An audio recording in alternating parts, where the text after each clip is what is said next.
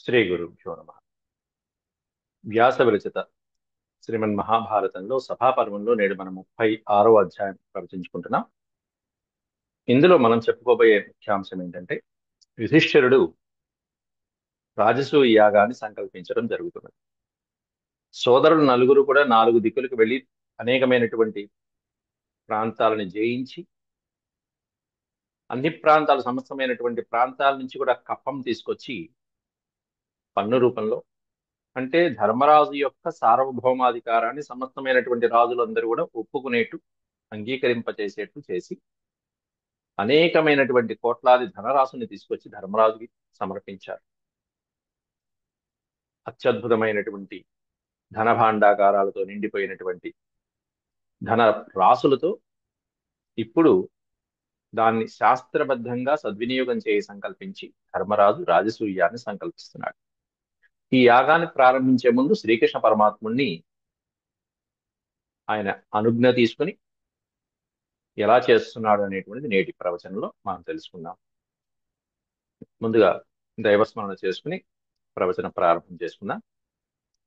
ఓం శుక్లాంబరధరం విష్ణుం శశివర్ణం చతుర్భుజం ప్రసన్నవదనం ధ్యాయేత్ సర్వవిఘ్నోపశాంతయే. వ్యాసం వసిష్ఠనప్తారం శక్తేః పౌత్రమకల్మషం పరాశరాత్మజం వందే సుఖతాతం తపోనిధిం. వ్యాసాయ విష్ణురూపాయ వ్యాసరూపాయ విష్ణవే నమో వై బ్రహ్మనిధయే వాసిష్ఠాయ నమో నమః. నారాయణం నమస్కృత్య నరం చైవ నరోత్తమం దేవీం సరస్వతీం వ్యాసం తతో జయముదీరయే.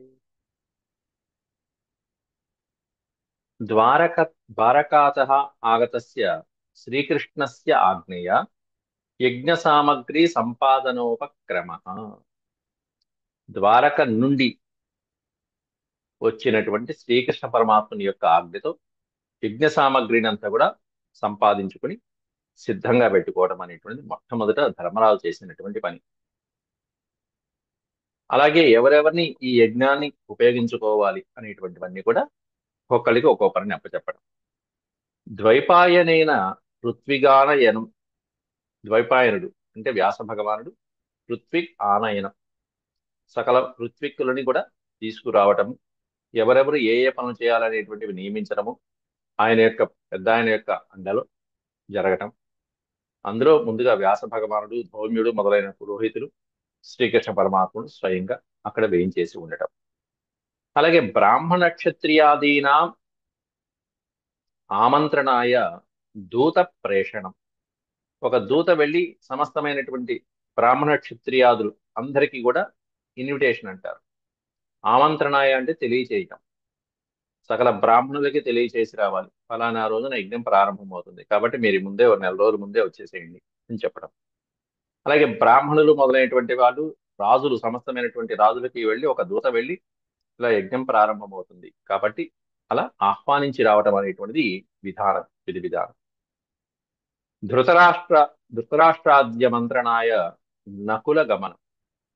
ఇక కౌరవుల దగ్గరికి అందులో పెదనాన్నగారైన ధృతరాష్ట్రుని మొదలైనటువంటి వాడిని దగ్గరుండి పిలుచుకురావడం కోసం విదురుడు, భీష్ముడు మొదలైన ధర్మాత్ములు ఉన్నారు.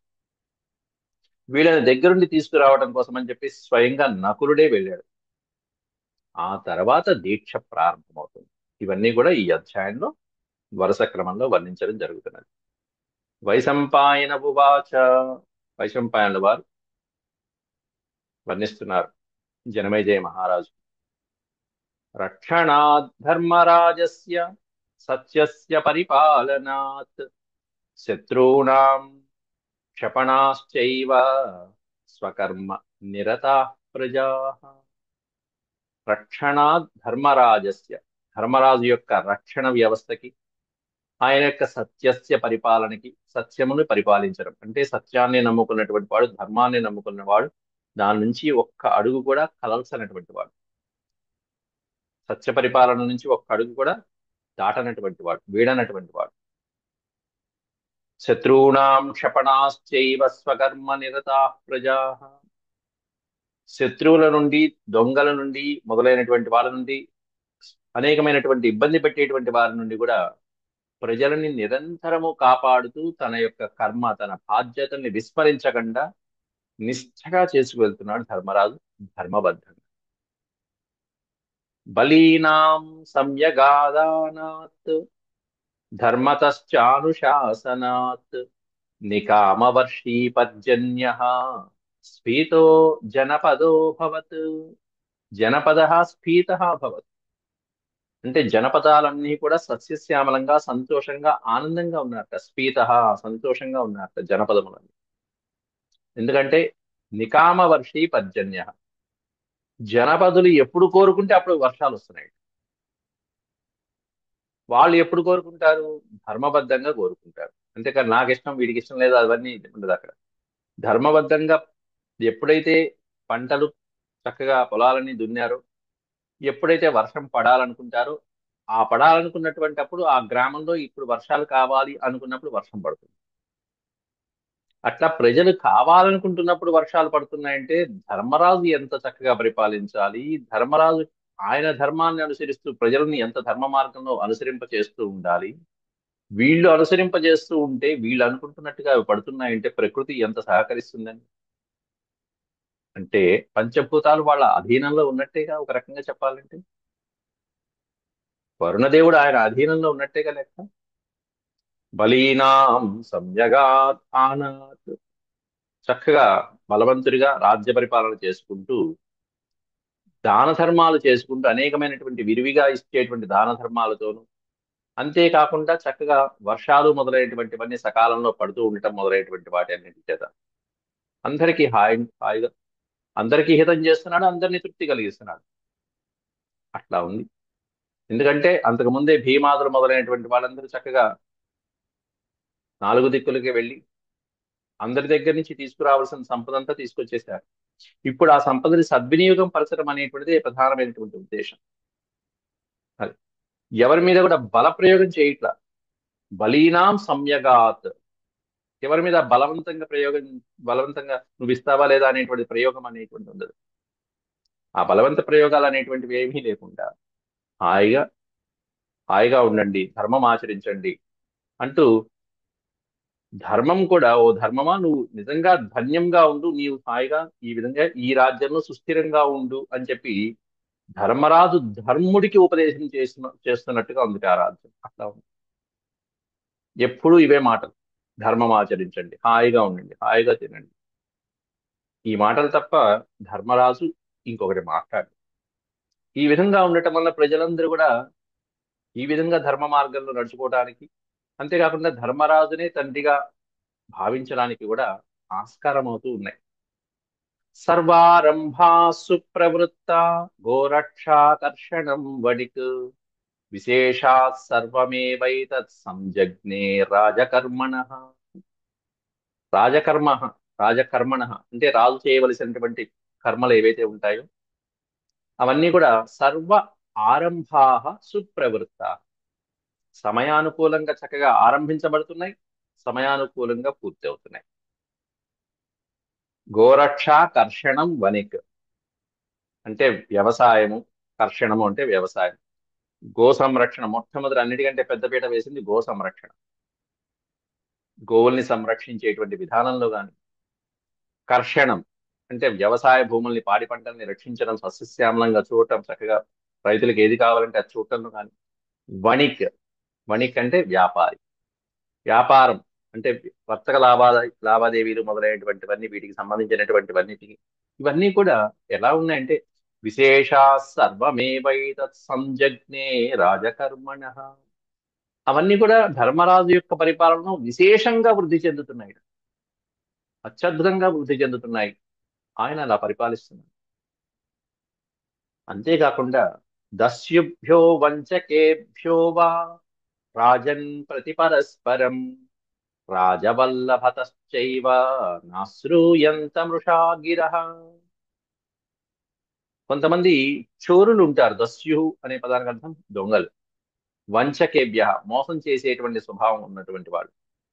కొంతమంది ఎప్పుడైనా ఇలా అన్యాయం చేసేవాళ్ళు, చోరులు మొదలైనటువంటి వాళ్ళు కొంత ప్రాంతాల్లో నివసించే వాళ్ళు ఉంటారు.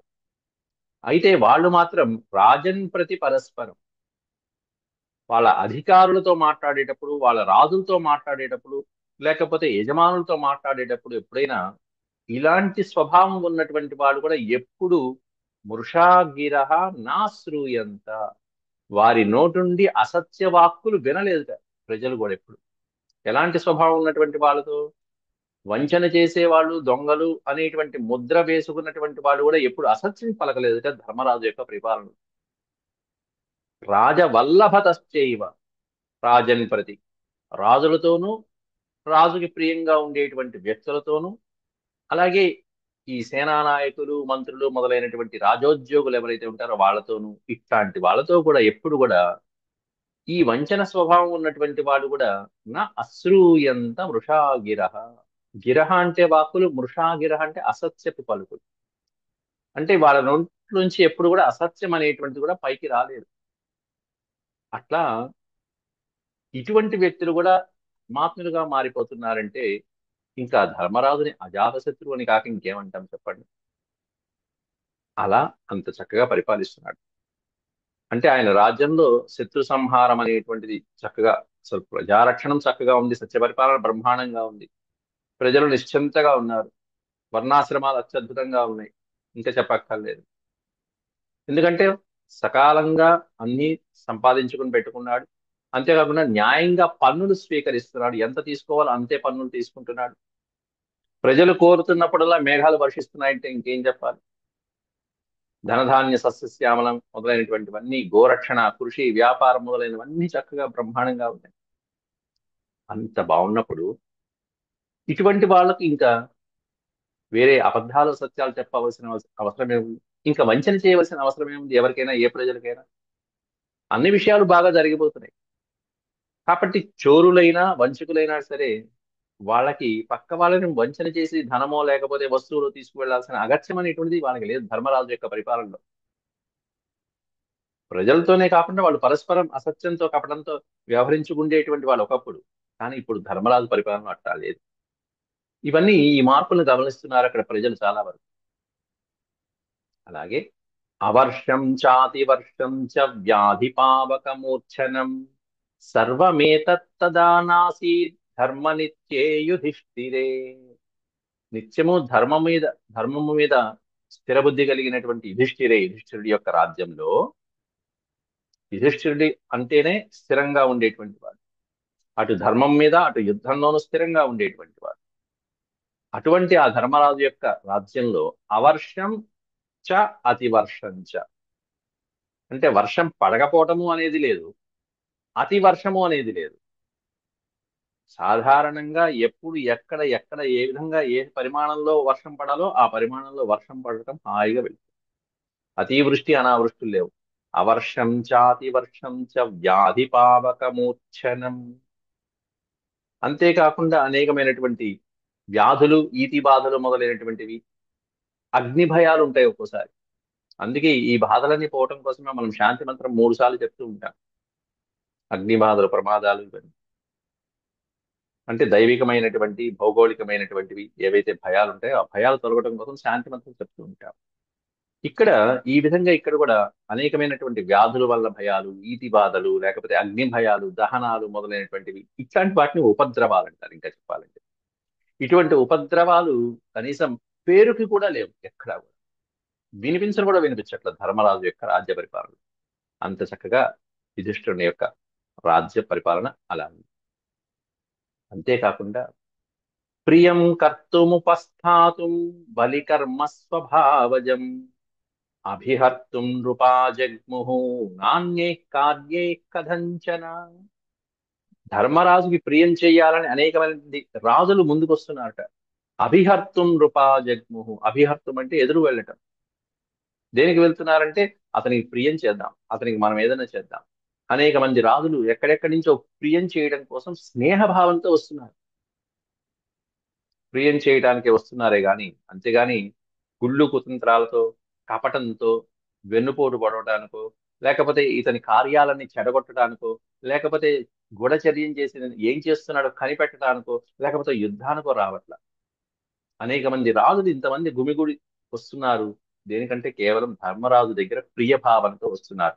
ఇంకా ఆయన దగ్గర కూర్చుంటే 4 ముక్కలు నేర్చుకోవచ్చు అనేటువంటి ఆనందంతో వస్తున్నారు. అంటే అతని శాసనంలో ప్రజలు ఎట్లా ఉన్నారు, సామంతరాజులు ఎలా ఉన్నారు, ఇంకా చెప్పాలంటే చోరులు, వంచకులు మొదలైనటువంటి వాళ్ళు కూడా ఎలా పరివర్తనం చెందుతున్నారు అనేటువంటిది ధర్మరాజు యొక్క రాజ్య పరిపాలనకి ఇవన్నీ నిదర్శనాలు. ఇక్కడ అందువల్ల అభిహర్తుం నృపా జగ్ముహు నా అన్యే కార్యే కదంజన. అన్యే కార్య అనే పదం అందుకు పెట్టాడు. వేరే ఇతర కార్యాలతో, వేరే పనుల మీద అని చెప్పి, ఎందుకంటే రాజులకు చాలా పనులు ఉంటాయి. ఆ పనుల్లో కోసం అని చెప్పేసి ధర్మరాజు దగ్గరికి రావట్లేదు. దేనికి వస్తున్నారంటే కేవలం ప్రియం కర్తం, ధర్మరాజుకి ప్రియం చేయడం కోసం వస్తున్నారు అనేక మంది రాజులు. అలాగే ధర్మైర్ధ ధర్మైర్ధనాగమైస్తస్య వవధే నిచయో మహాన్ కర్తుం యస్య న శక్యేన క్షయో వర్షశతైరపి. క్షయో వర్షశతైరపి. వర్షశతము అంటే 100 సంవత్సరాలు. ఎలా ఉంది ఆ ధనాగారం ధర్మరాజుది? అసలు లక్షలాది కోట్లు కుమ్మరించుకుని తీసుకొచ్చేశాడు సహదేవుడు లంకానగరం నుంచి, దక్షిణాది నుంచి.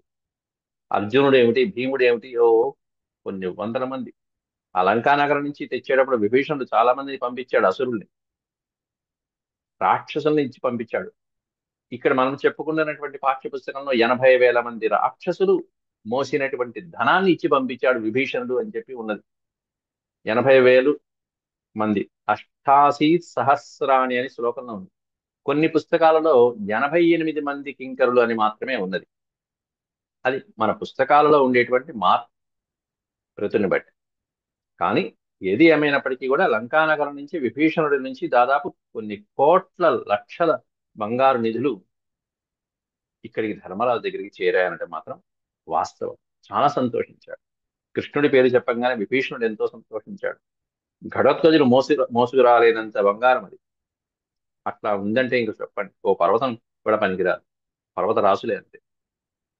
కాబట్టి అట్లా ధర్మ మార్గంలో ఇదంతా ఎట్లా వచ్చింది, ఈ ధర్మం అంతా అంటే ధర్మ మార్గంలో వచ్చింది, అధర్మ మార్గంలో కాదు. ఒక్క రూపాయి కూడా అధర్మ మార్గంలో లేదు. అక్కడ అదే ఇచ్చాడు మొట్టమొదటిలో. ధర్మై అర్థై అన్నారు.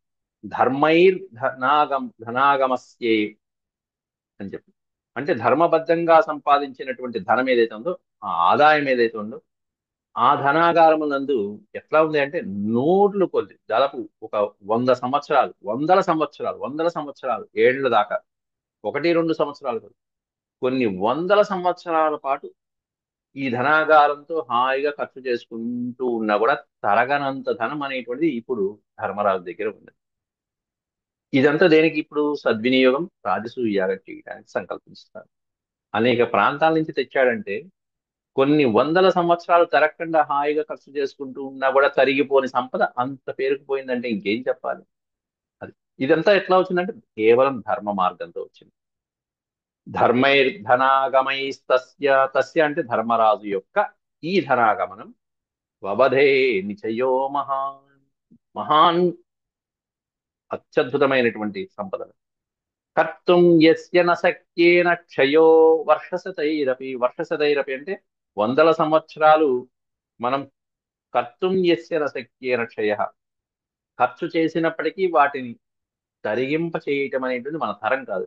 అంత ధరం ఉంది. ఇదంతా యజ్ఞంలో హాయిగా అలా దానం చేసేస్తాడు.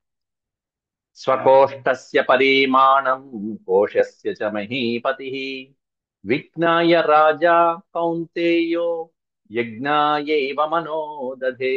కాబట్టి తన కోష్టము యొక్క పరిమాణం, కోష్టము అంటే ధనాగారం, ఈ ధనాగారం యొక్క పరిమాణము, ఎంత ధనం సమీకరించబడింది అనేటువంటిదంతా కూడా ఒకసారి చూసుకుని, పైపైన లెక్కలు చూసుకుని, మహారాజు అయినటువంటి ధర్మరాజు విజ్ఞాయ రాజా కౌంతేయో, ధర్మరాజు విజ్ఞాయ తెలుసుకున్నాడు, ఒక అవగాహన వచ్చాడు. ఇప్పుడు నేను యజ్ఞం చేయడానికి సరి అయిన సమయం, ఇది సరి అయిన సమయం. యజ్ఞాయైవ మనోదధే, యజ్ఞం కొరకు మనసులో సంకల్పం చేసుకున్నాడు. ఇప్పుడు అంతకుముందు తొందరపడ్ల ఆలోచించాడు, అందువల్ల అందరినీ సంప్రదించాడు. ఇప్పుడు ధనాకారము, ఈ సంపద, ధర్మార్జన, ప్రజలతో ధర్మ పరిపాలన సంబంధమైనటువంటి వ్యవహారాలు ఇవన్నీ చూసి ఇప్పుడు పర్వాలేదు అనుకున్నాడు.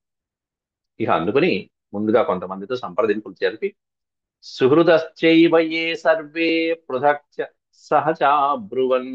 సుహృదశ్చైవ ఏ సర్వే, సుహృత్ అంటే స్నేహితులు, ప్రియులు ఎవరైతే ఉన్నారో వాళ్ళు కూడా ధర్మరాజుకి ఇది సరైన సమయము, యజ్ఞం చేయవలసిన సమయము అని చెప్పి వాళ్ళు కూడా సూచించడం జరిగింది. యజ్ఞకాలస్తవ విభో క్రియతామత్ర సాంప్రతం. సాంప్రతం అంటే వెంటనే, వెంటనే యజ్ఞానికి యజ్ఞ దీక్ష వహించి యజ్ఞం ప్రారంభించు స్వామి. ఇది యజ్ఞకాల, తవ యజ్ఞకాల, ఇవి నీవు యజ్ఞం చేసే, రాజసూయ యాగం చేసే సమయం ఆసన్నమైందని చెప్పి సుహృదు, స్నేహితులు, బంధువులు మొదలైనటువంటి ఆత్మీయులందరూ కూడా ప్రస్తావించడం జరిగింది. అథైవం బ్రువతామేవ తేషామభ్యాయయౌ హరిః ఋషిః పురాణో వేదాత్మా దృశ్యశ్చైవ విజానతాం. అథైవం బ్రువతాం ఏష. ఈ విధంగా స్నేహితులైనటువంటి వాళ్ళు అలా చెప్తూ ఉండగానే, పెద్దవాళ్ళందరూ అలా చెప్తూ ఉండగానే వెంటనే అలా జగన్నాటక సూత్రధారి అయినటువంటి శ్రీకృష్ణ పరమాత్ముడు అలా లోపలికి వస్తున్నాడు. అంటే వీళ్ళందరూ నిశ్చయం చేసుకుని ఇది సరైన సమయం అనుకుంటూ ఉండగానే, మిత్రులు ఈ విధంగా చెప్తూ ఉండగానే శ్రీకృష్ణ పరమాత్ముడు అలా ద్వారక నుంచి ఇంద్రప్రస్థం చేరుకుని ధర్మరాజుని సమీపిస్తున్నాడు. అక్కడ ఆయన పురాణ పురుషుడు. ఋషి పురాణం అన్నారు అక్కడ. ఋషి పురాణ అంటే పురాణ పురుష. ఋషి పురాణో వేదాత్మ, వేదాలకి ఆత్మస్వరూపుడైనటువంటి వాడు. పురాణ పురుషుడు. ఋషి అనేది ఎందుకు పెట్టారు అక్కడ? కృష్ణుడు ఋషి అన్నారంటుని అంటే నారాయణ ఋషి. అర్జునుడు నరుడైతే శ్రీకృష్ణ పరమాత్ముడు నారాయణుడు. వీళ్ళిద్దరూ కనీసం 10,000 20,000 ఎట్లా వేలాది సంవత్సరాలు బదరీవనంలో తపస్సు చేశారు. అందువల్ల ఋషి, పురాణపు ఋషి, పురాణ పురుషుడు, వేద స్వరూపుడు, వేదాలకి ఆత్మస్వరూపుడు. అంతేకాకుండా పండితులైనటువంటి వాళ్ళకు కూడా అగమ్య గోచరుడైనటువంటి వాడు. నీకు ఎంత విజ్ఞానమైన ఉండొచ్చు, నీ విజ్ఞానము, నీ వేద శాస్త్రాలు ఇవన్నీ కూడా ఆయన తత్వాన్ని తెలపలేనటువంటివి శాస్త్రాలు నువ్వు చదివేవన్నీ కూడా. అంటే వీటిని మించినటువంటి, అధిగమించినటువంటి వాడు ఆ పరమాత్మ. అందువల్ల అగమ్య అంటారు. అగమ్యుడు, పరమేశ్వరుడు. అంతేకాకుండా జగతస్తస్తుషాం శ్రేష్ఠ అన్నారు. జగతస్తస్తుషాం శ్రేష్ఠ అంటే స్థావర జంగమమైనటువంటి ప్రాణులు ఏవైతే ఉన్నాయో వాటి యొక్క ఉత్పత్తి, స్థితి, లయ, వీటికి కారణభూతుడైనటువంటి వాడు, అధిష్టానభూతుడైనటువంటి వాడు. జగతస్తస్తుషాం శ్రేష్ఠ, అధిష్టానభూతుడు. ఈయనకి తెలియదంటూ ఏది లేదు కదా. జగతస్తస్తుషాం శ్రేష్ఠ ప్రభవశ్చాప్యయశ్చ సహ. అంతేకాకుండా భూత భవిష్యత్ వర్తమానాలన్నీ తెలిసినటువంటి వాడు జగన్నాథుడు. భూత భవ్య భవన్నాథ కేశవ కేశిసూదన అన్నారు. ఈ జగత్తులో ఉండేటువంటి చరాచర సృష్టికంతరికి కూడా అధిష్టానమైనటువంటి వాడు, భూత భవ్య భవిష్యత్ కాలాలన్నిటికీ కూడా జగన్నాథుడు. అంటే ఆయన వశంలో ఉన్నటువంటి మొత్తం అంతా, సకల కాలమంతా ఆయన చేతిలో ఉన్నటువంటి కాలస్వరూపుడు ఎవరయ్యా అంటే శ్రీకృష్ణ పరమాత్మ. అట్లాంటి వాడు వచ్చాడు. అంతేకాకుండా ఇక్కడ కేశిన అన్నారు. కేసి అనేటువంటి దానవుని సంహరించినటువంటి వాడు కాబట్టి కేశవ, కేసి సూదన అని చెప్పారు. కేసి సూదన కేశవ ఆగత. కేసి సూదన, కేసి అనేటువంటి రాక్షసుని సంహరింపజేసినటువంటి వాడు కాబట్టి అట్లాంటి ఆ సంహృత అయినటువంటి కేశవుడు శ్రీకృష్ణ పరమాత్ముడు అక్కడికి రావడం జరిగింది. ఇంకా ఎట్లాంటి వాడు ఈయన అంటే ఏ వంశాన్ని రక్షించేటువంటి వాడు చక్కగా తర్వాత ఇచ్చారు. ప్రాకార సర్వవృష్ణీనాం ప్రాకార. వృష్ణి వంశం, వృష్ణి అంధక భోజ వంశాలు ఏవైతే ఉన్నాయో వీటిల్లో వృష్ణి వంశీయుడైనటువంటి వాడు శ్రీకృష్ణ పరమాత్మ. యాదవులలో ఉన్నటువంటి సబ్ డివిజన్స్. ప్రాకార సర్వవృష్ణీనాం ఆపత్స్వభయదో హరిహ బలాధికారే నిక్షిప్య సమ్యగానకదుందుభిః. అట్లాంటి సర్వవృష్ణీనాం ప్రాకార, సమస్తమైనటువంటి వృష్ణి వీరులకి కూడా శ్రేష్ఠుడైనటువంటి వాడు, నాయకుడైనటువంటి వాడు. అట్లాంటి ఈ మాధవుడు, శత్రు సంహారకుడైనటువంటి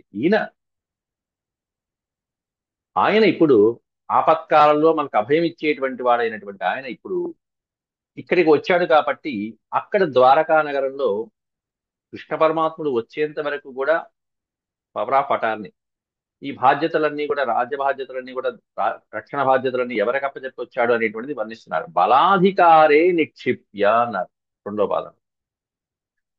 అంటే రక్షణ బాధ్యతలన్నీ కూడా నిక్షిప్య, అప్పచెప్పి. ఎవరికి అప్పచెప్పాట? ఆనకదుందుభి. ఆనకదుందుభి అంటే ఇది చాలా ముఖ్యమైనటువంటి పదం. ఆనకదుందుభి అంటే వసుదేవుడు. అంటే ద్వారకా నగరం యొక్క బాధ్యతలు, సైన్య బాధ్యతలు, రక్షణ బాధ్యతలు, ఇవన్నిటికీ కూడా కృష్ణ పరమాత్ముడు మళ్ళీ వచ్చేదాకా చూసుకునేది ఎవరై అంటే తండ్రి అయినటువంటి వసుదేవుడు. ఆనకదుందుభి అంటారు ఆయన్ని, వసుదేవుడు.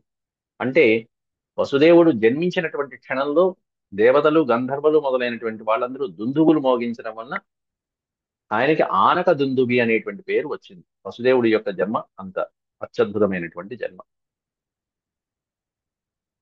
ఆయన్ని ప్రతినిధిగా అక్కడ ద్వారకలో అట్టిపెట్టి కృష్ణ పరమాత్ముడు ఇక్కడ యాగం, మరి యజ్ఞ దీక్ష కదా, ఈ యజ్ఞ దీక్ష కాబట్టి ఎన్నాళ్ళు ఉండాలో తెలియదు. అన్నాళ్ళు అక్కడ రాజు లేకుండా ఉండకూడదు కాబట్టి ఆ బాధ్యతలని వసుదేవుడికి అప్పచెప్పి ఇక్కడికి వచ్చారు. ఉచ్ఛావచముపాదాయ ధర్మరాజాయ మాధవ ధనౌగం పురుష వ్యాఘ్రో బలేన మహతా వృతః. ఉచ్ఛావచముపాదాయ ధర్మరాజాయ మాధవ. ఇక్కడ మాధవ, మా ఉమాధవ, మాధవ మొదలైనటువంటి వాళ్ళు ఒకటే పదం. ఉమాధవ అంటేనేమన్నా ఉమ యొక్క భర్త శివుడు. దానికే ఊ అనే అక్షరం తీస్తే మాధవ. ఎట్లా వచ్చాడు మాధవుడు అంటే అనేకమైనటువంటి ధనరాశుల్ని ధర్మరాజుకి మళ్ళీ తీసుకొచ్చాడు అక్కడ. అంతకుముందు పశ్చిమ దిక్కుకి వెళ్ళినటువంటి నకులుడు వెళ్ళినప్పుడు అనేకమైన రత్నరాశుల్ని కానుకలుగా ఇచ్చాడు. ఇప్పుడు మళ్ళీ ఆయన స్వయంగా వస్తున్నప్పుడు, ఇప్పుడు రాజసూయాగానికి రాజులు వస్తున్నప్పుడు ఎన్ని సంపదలు తీసుకొస్తారు. అప్పుడు కేవలం కప్పంలాగా ఇచ్చారు, ఇప్పుడు బహుమతిగా తీసుకొస్తూ ఉంటారు. అట్లా శ్రీకృష్ణ పరమాత్ముడు అనేకమైనటువంటి రత్నరాశుల్ని తీసుకొచ్చాడు ధర్మరాజుకి. వివిధమైన ధన రత్న రాశులు కానుకలు ఇవ్వటం, వాటితో పాటు మహాసేనతో పాటుగా వచ్చాడు. అత్యద్భుతమైనటువంటి సేన. పశు సంపదలు తెస్తారు, వస్త్రాలు తెస్తారు, రత్నాలు, ధనాగారాలు, బంగారాలు మొదలైనటువంటివన్నీ నిధి నిక్షేపాలన్నీ ఇప్పుడు ఇంద్రప్రస్థానికి ఇంకా ఇప్పటికే కొన్ని వందల సంవత్సరాలు కూర్చుని ఖర్చు చేసినా కూడా తరగనటువంటి సంపద ఉందని చెప్పాడు పై శ్లోకంలో. ఇప్పుడు యాగ సమయంలో వచ్చేటువంటి రాజులు తెచ్చేటువంటి సంపదతో చూడండి ఎట్లా ఉంటుందో. ఆ ధనరాశులకి ఇంకా అంతం అనేటువంటిది లేదు. అట్లా ఉంటే అక్షయమైపోతాయి. అయితే ఇవన్నీ ఇక్కడ అత్యద్భుతమైనటువంటి శ్లోకంలో ఒక విషయం చెప్తున్నారు. ఉచ్ఛావచముపాదాయ ధర్మరాజాయ మాధవ ధనౌఘం. ధన ప్లస్ ఓఘం ఎట్లా ఉందంటే ధనపు యొక్క ప్రవాహం, ధనం యొక్క ప్రవాహం. పురుష వ్యాఘ్రో బలేన మహతావృత. ఓ పక్కన బలంలోను, ఓ పక్కన ధనంలోను ప్రవాహంలాగా నిండిపోయింది ధర్మరాజు యొక్క సంపద. అందులో అక్షయ నిధి చేరింది ఈ ధర్మరాజు యొక్క నిధిలో. ఎప్పుడు అంటే శ్రీకృష్ణ పరమాత్ముడు వేసినటువంటి ఆ ఇచ్చినటువంటి రత్నరాశులతో అప్పటిదాకా మిగతా రాజులు ఇచ్చిందంతా క్షయమైపోయేటువంటి నిధి అయితే, ఇప్పుడు కృష్ణ పరమాత్ముడు ఇచ్చినటువంటి సంపద ఏదైతే ఉందో ఆ సంపద చేరేటప్పటికి అక్షయం నిధి అన్నారు. ఇక ఈ నిధికి క్షయం అనేది ఉండదు. పరమాత్ముడి యొక్క రూపాయి చేరింది అంటే ఆ ధనరాశిలో ఇంకా ఎట్లా ఉంటుంది? అది అక్షయం అవుతుంది. ఆయన ఇది అక్షయ పాత్రలోంచి ఒక ఆకు తీసుకుని, ఒక మెతుకు తీసుకుని ఆయన నోట్లో పెట్టుకుని, అబ్బో కడుపు నిండిపోయిందమ్మా ద్రౌపది అని చెప్పి అనగానే అక్కడ ధర్మరాజుని పరీక్షించడానికి వచ్చినటువంటి ప్రధానమైనటువంటి వాళ్ళు, కోపోద్రిక్తుడైనటువంటి వాళ్ళు ఎవరైతే ఉన్నారో మహర్షులు, 10,000 మంది మహర్షులతో వచ్చాడు దుర్వాసుడు. వాళ్ళందరికీ కడుపులు నిండిపోయినాయి. అట్లాంటి జగన్నాటక సూత్రధారి ఇక్కడ ఆయన ఇచ్చినటువంటి పవిత్రమైనటువంటి రత్న రాసులతో ధర్మరాజు యొక్క ధనాగారం అంతా కూడా అక్షయ నిధిలాగా మారిపోయింది. అది చెప్తున్నారు ఇక్కడ. తం ధనౌఘమ పర్యంతం రత్న సాగరమక్షయం. తం ధనౌఘం అపర్యంతం. ఎట్లా ఉంది అంటే ధర్మరాజు యొక్క ఆ ధనాగారం అపర్యంతం, అంతులేనటువంటి ఆ ధనాగారం అంతా శ్రీకృష్ణ పరమాత్ముని యొక్క తెచ్చినటువంటి రత్నరాశులతో అది ఒక మహాసాగరం లాగా అక్షయం అయిపోయింది. ఇంకా తరగనటువంటి నిధి ఇంకా వస్తూనే ఉంటుంది, వస్తూనే ఉంటుంది, వస్తూనే ఉంటుంది, ఇస్తున్న కొద్దీ. అది పరమాత్ముని యొక్క అమృతమైనటువంటి చూపులు గాని, అమృతమైనటువంటి కరస్పర్శ గాని, ఆయన యొక్క ఆశీస్సులు గాని ఉంటే ఈ విధంగా జరుగుతూ ఉంటాయంటానికి నిదర్శనాలు అవన్నీ కూడా. తర్వాత నాదయన్ రథఘోషేణ ప్రవివేశ పురోత్తమం. నాదయన్ రథఘోషేణ, చక్కటి రథఘోష అంటే పరమాత్ముడు అలా దివ్యమైనటువంటి రథంలో ప్రవివేశ పురోత్తమం, ఉత్తమమైనటువంటి పురంలో ప్రవేశించాడు శ్రీకృష్ణ పరమాత్ముడు. పూర్ణయామాపు పూర్ణయా పూరయం స్తేషాం ద్విషచ్చోకా శోకావహో భవత్ అసూర్యమివ సూర్యేణ నివాతమివ వాయున. పూర్ణయా పూరయం తేషాం, ఆ శ్రీకృష్ణ పరమాత్ముడు ఇచ్చినటువంటి నిధితో పూరయామాస, మొత్తం పూరించేశారట. శ్రీకృష్ణ అంటే ఈ నిధిలో ఆయన ఇచ్చినటువంటి రత్నరాశుల నిధి చేరేటప్పటికి నదీ జలాలన్నీ కలిసి సముద్రంలో సాగరన్నట్టుగానే ఆయన ఒక తులసి దళం వేసిన, లేకపోతే ఆయన ఇచ్చినటువంటి ఒక రూపాయి దాంట్లో నిండిపోయిన పూర్ణం, మొత్తం పూర్ణమైపోయింది, ధనరాశులన్నీ పూర్ణమైపోయినాయి. పూర్ణమాపూరయం స్తేషాం ద్విషశోకా వహో భవతి. ఏ విధంగా నిండిపోయినాయంటే శత్రువులకి శోకావహం అయ్యేట్టుగా నిండిపోయినట, శత్రువులు కళ్ళు కుట్టేట్టుగా. ద్విషత్ అంటే శత్రువులు. ఓ అమ్మో అయ్యో అమ్మో అమ్మో, ఇంత ధనరాశుల, ఇంత ధనం, కుప్పలు కుప్పలు కుప్పలు కుప్పలు. అసూర్యమివ సూర్యేణ నివాతమివ వాయున. అసూర్యమివ సూర్యేణ అంటే సూర్యుడు కానరానటువంటి ప్రదేశంలో సూర్యుడు ప్రవేశిస్తే, సూర్య కిరణాలు ప్రవేశిస్తే ఎంత అత్యద్భుతంగా ఉంటుందో, సూర్యుని యొక్క కాంతి ప్రసరించినటువంటి ఆ సందర్భంలో ఎలా ఉంటుందో, దివ్యకాంతులతో ఎలా ఉంటుందో, అలాగే వాయున, వాయు సంచారం కూడా లేనటువంటి ప్రదేశంలో, ఎక్కడ వాయు సంచలనము వాయు సంచారము లేనటువంటి చోట వాయువు వీయటం వల్ల వచ్చేటువంటి కొత్తగా వచ్చేటువంటి ప్రాణశక్తి ఎట్లా ఉంటుందో అట్లా ఇప్పటి వరకు అంధకారంలో ఉన్నారు వీళ్ళందరూ. ఇప్పుడు సూర్యుడు వచ్చాడు. ఇప్పటిదాకా ప్రాణం లేని వాళ్ళుగా ఏమిటో వాయువు సరిగ్గా అందట్ల, బ్రీతింగ్ సరిగ్గా అందట్లేదు అనుకుంటున్నారు. ఇప్పుడు వాయు సంచారం వచ్చింది, ఒకసారి అమ్మయ్య అనుకున్నారు. దేనివల్ల కలిగింది అంటే శ్రీకృష్ణ పరమాత్ముడి యొక్క రాకతో అలా కలిగింది వీళ్ళందరికీ కూడా. అసూర్యమివ సూర్యేణ, సూర్యుడు లేనటువంటి ప్రదేశంలో సూర్యుడు ప్రవేశిస్తే ఎట్లా ఎంత కాంతివంతంగా ఉంటుందో అట్లా శ్రీకృష్ణ పరమాత్ముడు అలా సభలోకి వేయించేస్తూ ఉంటే వీళ్ళందరికీ అంత హాయిగా ఉంటుంది. దివ్య పురుషులైనటువంటి వాళ్ళు లోపలికి ప్రవేశించినప్పుడు అలా ఉంటుంది మన ఇల్లు కూడా. ఒక అత్యద్భుతమైనటువంటి స్వామీజీలు గాని, మహత్తు ఉన్నటువంటి పుణ్యపురుషులు గాని లోపలికి వచ్చినప్పుడు మన గృహముల్లో కూడా అటువంటి చక్కటి శుభకార్యాలు, శుభ సంకల్పాలు కలుగుతూ ఉంటాయి. అలాగే కృష్ణేన కృష్ణేన సముపేతేన జహృషే భారతం పురం. అదే చెప్తున్నారు. ఎప్పుడు జరిగింది అంటే కృష్ణేన సముపేతన, శ్రీకృష్ణ పరమాత్ముడి యొక్క రాకతో, సముపేతేన సమీపించడంతో, జహృషే భారతం పురం, మొత్తం భారతం పురం, ఆ ఇంద్రప్రస్థం అంతా కూడా ఆ విధంగా నిండిపోయింది. అబ్బా, ప్రజలందరికీ ఎంత హాయిగా ఉందో కృష్ణుడి యొక్క రాకతో. ఈయన ఇక్కడే ఉంటే బాగుంది అనుకునేట్టుగా ఉన్నారు. తమ్ముదాభి సమాగమ్య సకృత్య చ యథావిధి సపృష్ట్వా కుశలం చైవ సుఖాసీనం యుధిష్ఠిరః. ఆ వచ్చినటువంటి కృష్ణ పరమాత్ముని సంతోషంగా సమాగమ్య ఎదురు వెళ్ళి ఆహ్వానించి, సత్కృత్య చ యథావిధి, ఏ విధంగా ఆయన్ని సత్కరించాలో గౌరవించాలో ఆ విధంగా సత్కరించి, పృష్ట్వా కుశలం, కుశల ప్రశ్నలు వేస్తూ, సుఖాసీనం యుధిష్ఠిర, చక్కగా సుఖ ఆసీనుని గావించి యుధిష్ఠిర మహారాజు ఎవరిని పెద్దవాళ్ళని ముందు పెట్టుకుని ఇవన్నీ చేశాడు. ఆయన ఒక్కడే చేయలే. ధౌమ్య ద్వైపాయన ముఖ్యైర్ ఋత్విగ్భిః పురుషర్షభ. శ్రీకృష్ణుని పూజించాలంటే ముందు ఇంకా బ్రాహ్మణోత్తములు, బుద్ధులు, ఈ పెద్దవాళ్ళైనటువంటి ధౌమ్యుడు మొదలైనటువంటి వాళ్ళందరూ ఉండాలి. ధౌమ్యుడు, ద్వైపాయనుడు అంటే వ్యాస భగవానుడు, అనేక మంది బ్రాహ్మణోత్తములు, వీళ్ళని ముందు పెట్టుకుని తన సోదరులైనటువంటి భీమార్జున నకుల సహదేవుని, భీమార్జున యమైశ్చేవ, యమ అంటే నకుల సహదేవుడు, భీమార్జునయమైశ్చైవ సహిత కృష్ణమబ్రవీత్. వీళ్ళతో పాటుగా సోదరులను ఎప్పుడు విడిచిపెట్టరు, ఎప్పుడు వెనకాలే ఉంటారు అన్నదమ్ములు. అట్లా వాళ్ళతో పాటుగా సహిత కృష్ణమబ్రవీత్, వాళ్ళతో పాటుగా కృష్ణుడితో ఈ విధంగా చెప్తున్నాడు ధర్మరాజు. ఏం చెప్తున్నాడు, ఆ తర్వాత కృష్ణుడు ఏం చేశాడు అనేటువంటిదంతా ఇప్పుడు ధర్మరాజు వినయంగా, కృష్ణ ఇలా యాగాన్ని సంకల్పించాను కాబట్టి నీతో పాటుగా నేను కూడా దీక్ష వహిస్తాను, నువ్వు దీక్ష వహిస్తే నేను వహిస్తానయ్యా అని చెప్పి ముందు ఆయన్ని కూడా కలిపి చెప్తాడు. ఇది చాలా అత్యద్భుతమైనటువంటి విషయం. కృష్ణ, నువ్వు ఆజ్ఞవు ఆశీర్వదించు, నేను దీక్ష వహించేస్తాను కాదు అక్కడ. నువ్వు దీక్ష వహిస్తే నీతో పాటు నేను, నా తమ్ముడు కూడా దీక్ష వహిస్తాను, నువ్వు లేకపోతే మేమేముంటుంది అని చెప్పి చెప్పడంలో అత్యద్భుతమైనటువంటి ఆ ఒక రకమైనటువంటి హుందాతనం అనేటువంటి పద్ధతి, శాస్త్రం ముందు భగవంతుడు, ఆయనే లేకపోతే ఇంకేముంటుంది. దీన్నే సర్వసమర్పణ అంటారు. ఏ పని చేసినా ముందు భగవంతుడు, ఏ పని చేసినా స్వామి. అందుకే వాళ్ళ వెంట ఎప్పుడు సదా కాచుకుని ఉన్నాడు పరమాత్ముడు, శ్రీకృష్ణ పరమాత్మ. ఆ విషయాలు రేపటి పాఠంలో మళ్ళీ చెప్తున్నా. అంతవరకు సెలవు.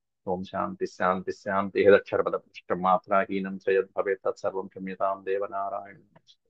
సర్వం శ్రీకృష్ణార్పణం.